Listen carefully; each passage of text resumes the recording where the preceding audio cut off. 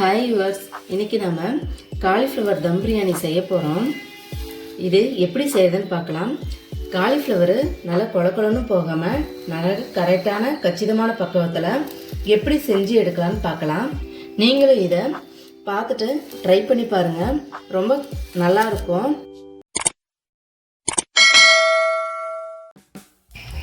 தம் பிரியாணிக்கு தேவையான பொருள் காலிஃப்ளவர் ஒன்று கட் பண்ணி எடுத்தாச்சு, வெள்ளை பட்டாணி வேக வச்சு எடுத்து வச்சுருக்கேங்க, வெங்காயம் பொரித்து எடுத்தாச்சு.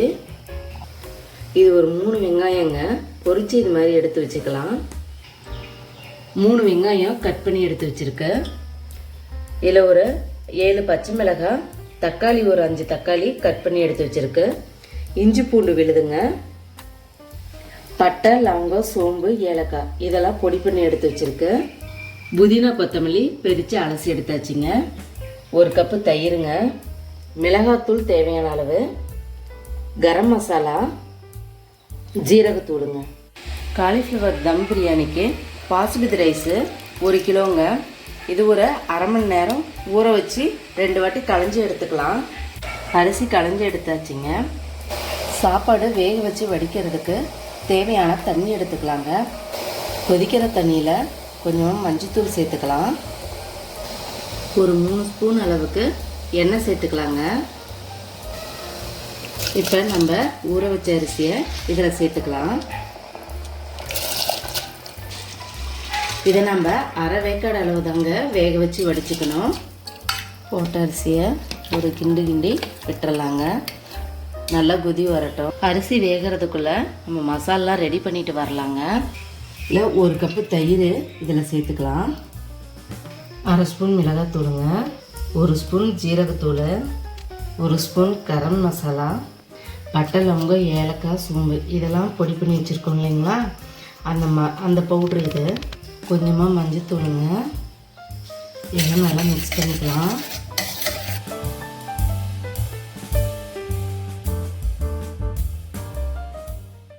இதோட இஞ்சி பூண்டு பேஸ்ட்டுங்க, நாம் கட் பண்ணி வச்சுருக்க பச்சை மிளகாய், தக்காளி, இதோட வெங்காயங்க, புதினா கொத்தமல்லி ஒரு கைப்பிடிங்க,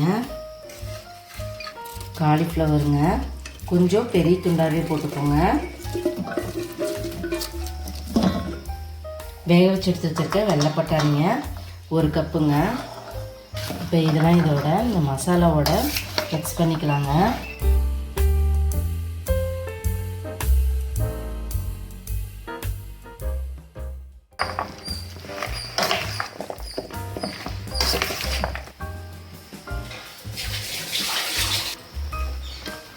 நம்ம அரிசி அரை வேக்காடு வெந்தால் போதுங்க.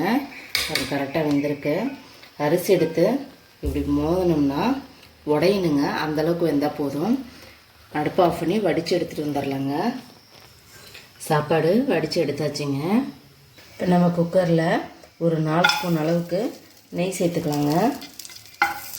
இதோட கொஞ்சமாக நம்ம ஆயில் சேர்த்துக்கலாம்.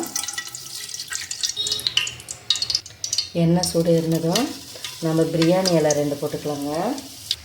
இப்போ நம்ம மிக்ஸ் பண்ணி வச்சுருக்க ஐட்டத்தெல்லாம் இதில் போட்டுடலாம்.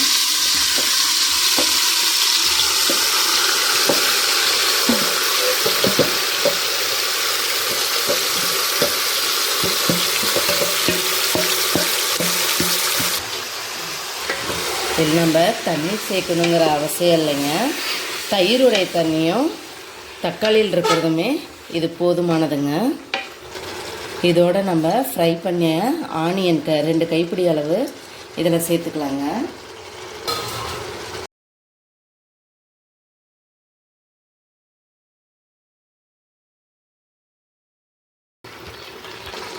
இதுக்கு தேவையான அளவு உப்பு சேர்த்துக்கலாங்க.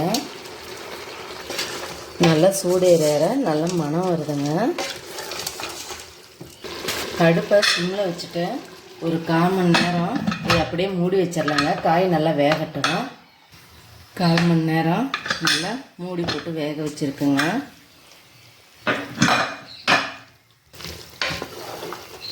நல்லா வெந்திருக்கு.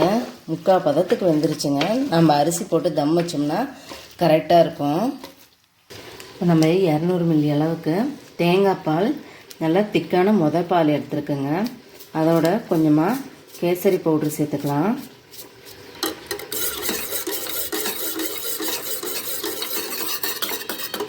நல்லா மிக்ஸ் பண்ணி இப்போ நம்ம இதோட இது ஊற்றிக்கலாங்க.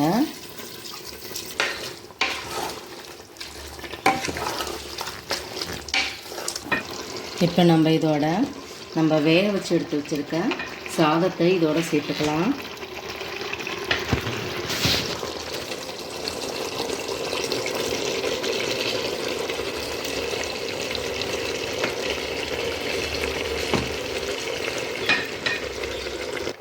இப்போ நம்ம இதோட இது நல்லா மிக்ஸ் பண்ணிக்கலாம்.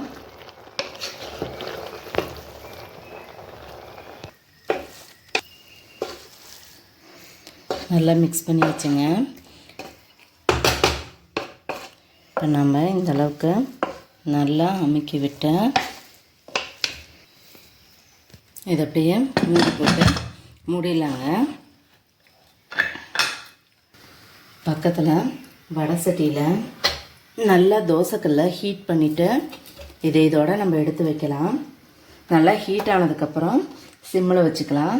ஒரு 1/4 மணி நேரம் போல் இருக்கட்டுங்க. இருக்கிற தண்ணியெல்லாம் நல்லா புழுங்கி சாப்பாடு நல்லா பொலபொலன்னு வரும்.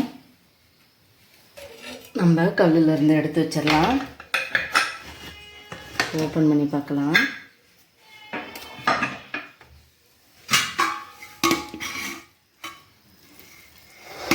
சூப்பராக வந்திருக்குங்க.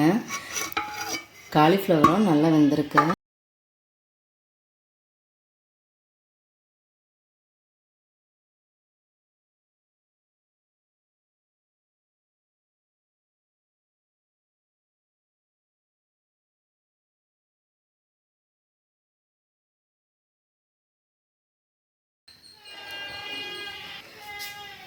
பாருங்கள், இது போல் காலிஃப்ளவரும் நல்லா கொலன்னு போகாத நல்லா கரெக்டாக கச்சிதமாக வந்திருக்கு. இது போல் நீங்களும் ட்ரை பண்ணி பாருங்கள். நம்ம தம் பிரியாணி இது நல்லா சூப்பராக வந்திருக்கு. ரேகா குக்கிங் சேனலுக்கு சப்ஸ்கிரைப் பண்ணுங்கள். கூடவே இருக்கிற பெல் ஐக்கானை கிளிக் பண்ணுங்கள்.